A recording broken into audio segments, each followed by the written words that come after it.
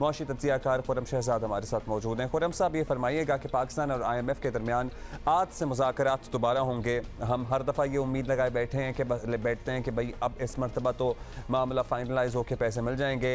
वज़ाहिर हम तमाम शराइत अब भी मान चुके हैं, पहले ही पूरी कर चुके हैं, तो क्या इसके बावजूद किसी बात पर डेडलॉक होने का अंदेशा है या अब फाइनली हमारा मसला हल हो जाएगा?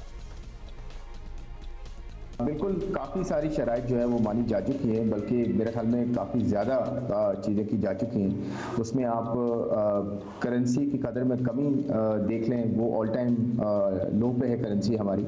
और उसके अलावा अगर आप शरह सूद की बात करें तो शरह सूद हमारी जो ऑल टाइम हाई पे आ चुकी है, जो 1996 में 20% गई थी, उसके बराबर हम आ चुके हैं। जहाँ तक आप महंगाई की बात करें तो महंगाई तो इन वजूहात पे हो भी रही है, और फ्लड्स और जो इंपोर्ट रिस्ट्रिक्शंस हैं उनकी वजह से महंगाई में बहुत इजाफा भी हुआ है। और उसके साथ अगर टैक्सेस की बात करें, उसमें हमने GST बढ़ा दिया है। और उसके अलावा अगर सबसे इंपॉर्टेंट चीज़ जो नहीं हुई है, जिसको होना चाहिए, जिसका प्लान सामने आना चाहिए, जिसको ज़्यादा ये पूरा ओवरऑल प्रोग्राम की सही एसेंस अचीव की जा सकती है, वो गवर्नमेंट के अपने खर्चे हैं। और ख़र्चों को रोकना और कटौती करना फिस्कल डेफिसिट में, और वहाँ से टैक्सेस लेना जहाँ से टैक्सेस लेने चाहिए, और खर्चों को कम करना, ताकि आपका जो ओवरऑल बैलेंस है आमदनी का और अखराजात का, वो सही हो सके।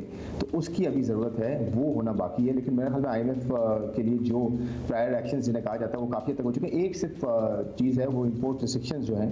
IMF शायद ये कह रहा है कि आप इंपोर्ट्स को आहिस्ता आहिस्ता खोलें, लेकिन ऑब्वियसली ये चिकन एंड एग प्रॉब्लम है कि पहले इंपोर्ट्स खोलें तो हमें LCs रिटायर करनी पड़ेंगी, वो तकरीबन कोई $2 अरब की तकरीबन LCs हैं। फिर प्रॉफिट जो बाहर की कंपनियाँ यहाँ काम करती हैं अपने प्रॉफिट लेके जाती हैं, डिविडेंड्स लेके जाती हैं, वो रुके हुए हैं, वो तकरीबन कहा जा रहा है तकरीबन $1 अरब का वो अमाउंट है। तो एक चिकन एंड एग है। तो मेरे ख्याल में पहले अब IMF को अच्छा खुर्रम साहब, ये फरमाइएगा कि जो कुछ माना जा चुका है, इसके नतीजे में महंगाई का तूफान भी आ चुका है, मईशत एक दफ़ा तो बैठकर सर्टनली रह गई, हमारे सामने की बात है। अब क्या IMF डील मिलने के बाद फौरी रिकवरी का मरहला शुरू हो जाएगा या अभी इश्क के इम्तिहान और भी हैं?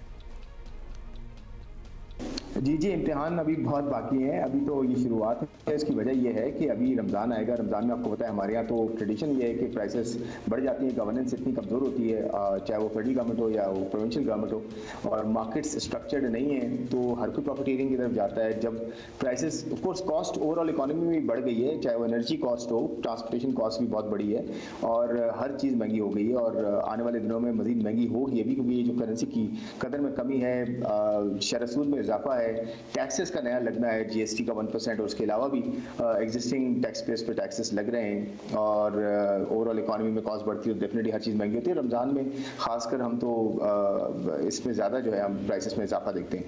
तो अभी आप ये समझें कि अभी ये होगा कि हम जो मुश्किल घड़ी में, मुश्किल वक्त में पहुँच चुके हैं, वहाँ से अब ये होगा कि IMF प्रोग्राम में जाने के बाद, और प्रोवाइडेड कि हम अपना प्लान आगे 2-3 साल का करते हैं मिल के सारे स्टेक होल्डर्स, अदरवाइज ये बहुत मुश्किल होगा कि IMF प्रोग्राम के आ जाने के बाद भी आपके पास जो है, अगर आप प्लान नहीं करेंगे, अपनी चीज़ों को ठीक नहीं करेंगे, अपने खर्चों को कम नहीं करेंगे, मार्केट्स को स्ट्रक्चर नहीं करेंगे, रिफॉर्म्स नहीं लेके आएंगे, ये आप बेहतरीन ना गलत उम्मीद होगी बेहतरी की कि जी हम बिल्कुल ठीक हो जाएगा IMF के आने के बाद। हाँ, ये हो सकता है मार्केट में कॉन्फिडेंस आए, लेंडर्स को कॉन्फिडेंस मिले, फिर हमारे आहिस्ता आहिस्ता जो कर्जात हैं, जो रोल ओवर्स होने, यानी कि आज अदायगी नहीं करनी, अगले साल करनी है, वो आहिस्ता आहिस्ता फिर आपके फ्रेंडली ममालिक जो हैं वो आपको एक मौका दें। मजीद ये मौके मिल जाएंगे आपको, लेकिन उन मौक़ों पर अगर आपने प्लान नहीं किया तो इससे ज़्यादा सिचुएशन ख़राब हो सकती है, आने वाले महीनों में मजीद ख़राब हो सकती है अगर आपने इस पर प्लान नहीं किया और IMF के आने के बाद अपने आप को ठीक नहीं किया।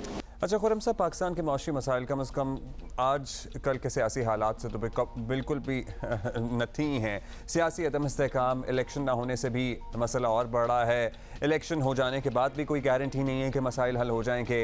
IMF को ये किस तरह यकीन दिलाया जाए कि जो भी आएगा वो वादे पूरे करेगा?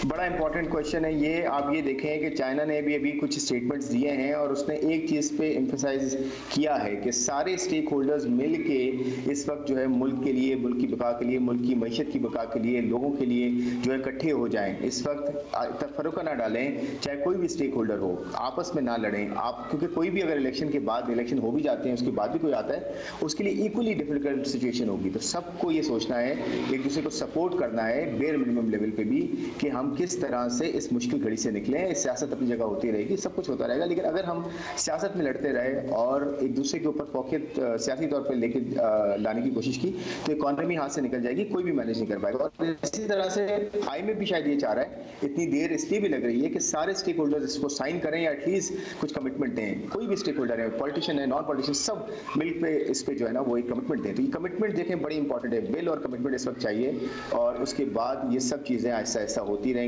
और कोई भी आए हुकूमत के अंदर या हो या कोई भी आए, वो उन सब चीजों को ट्रू लेटर स्पिरिट पे इंप्लीमेंट करे। लोगों के ऊपर आप कॉस्ट डाल रहे हैं, आवाम पे, खुद भी अपने खर्चों को कम करेंगे। बहुत शुक्रिया आपका खुर्रम साहब।